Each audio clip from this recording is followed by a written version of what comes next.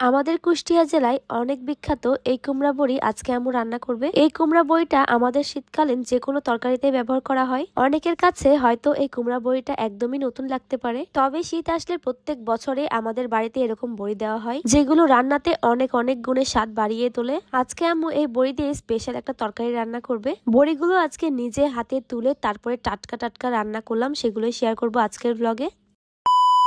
তো hello everyone, আসসালামু আলাইকুম। সবাই কেমন আছেন? আশা করছি সবাই ভালো আছেন। সবার অনেক দোয়া এবং ভালোবাসায় আলহামদুলিল্লাহ আমরা অনেক ভালো আছি। তো এই তো আমি যেহেতু বাবার বাড়িতে এসেছি আর এসে দেখছি আম্মু এরকম মই ভর্তি করে বড়ি দিয়েছে। অনেকেই কিন্তু জানে না এই বড়িগুলো কিভাবে রান্না করে এবং এই বড়িগুলো কিভাবে তৈরি করে। অন্য একটা ব্লগে আপনাদের দেখিয়ে দেব এই বড়িগুলো কিভাবে দেয়। বড়িগুলো দেওয়ার 3 থেকে 4 দিনের মধ্যে কিন্তু বড়িগুলো খুব ভালোভাবে শুকিয়ে যায় যদি পর্যাপ্ত রোদ পাই। ছোটবেলা থেকে আম্মুদের প্রত্যেক শীতে এরকম বড়ি দিতে দেখি। এই বড়িগুলো শুকানোর পরে তুলতে তো আমার অনেক বেশি ভালো লাগে। বিকালে ছাদে বসে আমি আর আম্মু এখানে বড়ি তুলছিলাম। কোন কোন জেলার আপুরা এই বড়িটা চেনেন অবশ্যই কিন্তু কমেন্ট করে জানাবেন। এই কুমড়া বড়িগুলো চাল কুমড়া আর কালাই ডাল দিয়ে তৈরি করা হয়। তো এই তো সব বড়িগুলো তোলা হয়ে গিয়েছে আর বড়িগুলো খুবই সুন্দর হয়েছিল। এবারে একদম ফ্রেশ সাদা, দেখতে পাচ্ছেন কত সুন্দর এবং পারফেক্ট হয়েছে। এই বড়িগুলো বছরে একবার দিয়ে তারপরে সারা বছর খাওয়া যায়। মূলত শীতকালে এই বড়িগুলো দেওয়া হয়। আম্মু আজকে মাছ দিয়ে এই বড়িটা রান্না করবে। প্রথমে মাছটা ম্যারিনেট করে নিচ্ছে। আম্মু প্রথমে দিয়ে দিল হলুদ বাটা, তারপরে দিয়ে দিল পরিমাণ মতো লবণ, এবার দিয়ে দিবে পরিমাণ মতো শুকনো মরিচের গুঁড়ো। শীতের সময় যে কোনো সবজি রান্না করলে কিন্তু অনেক বেশি মজা লাগে। এবারে আম্মু মাছটা খুব ভালোভাবে মাখিয়ে নিচ্ছে।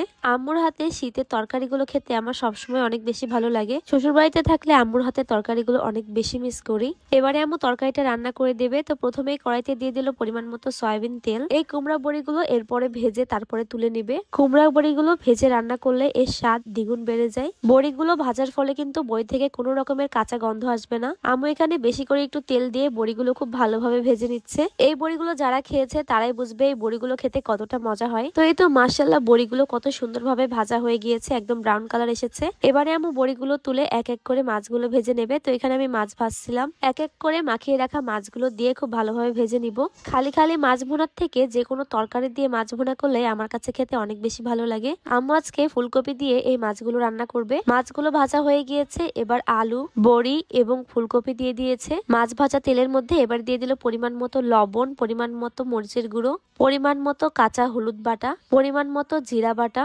এই সব ধরনের মশলা দিয়ে আম্মু ভালোভাবে কষিয়ে নিবে। আম্মু সবসময় তরকারিতে বাটা মশলার ব্যবহারটাই বেশি করে। আর এখানে সবুজ সবুজ যেগুলো দেখতে পাচ্ছেন সেগুলো ছিল পেঁয়াজের কলি। এবারে আম্মু সব ধরনের মশলা দিয়ে একটু পানি দিয়ে কষিয়ে নিবে। যে কোনো রান্নায় কিন্তু অল্প মশলা দিয়ে রান্না করলে অনেক বেশি ভালো লাগে। ফুলকপিটা একটু ঢাকনা দিয়ে বেশ খানিকক্ষণ রান্না করে নিবে। এদিকে ফুলকপিগুলো খুব ভালোভাবে কষানো হয়ে গিয়েছে। তারপরে আম্মু পরিমাণ মতো পানি দিয়ে নিয়েছে। তারপরে তরকারিটা একটু ফুটে উঠলে আম্মু দিয়ে দেবে ভেজে রাখা মাছগুলো। তারপরে আরো কিছুক্ষণ রান্না করে নিবে। বড় মাছ দিয়ে ফুলকপিগুলো রান্না করলে কিন্তু অনেক বেশি মজা হয়। তো এই তো মাশাআল্লাহ আম্মু উপর থেকে আবার ধনিয়া পাতা ছড়িয়ে দিয়েছে এবং ভাজা জিরা গুঁড়া ছড়িয়ে দিয়েছে। আর এই তো দেখতে কতটা সুন্দর এবং লোভনীয় হয়েছে আপনারাই দেখুন। তো আজকের এই ভিডিওটা এখানেই শেষ করছি।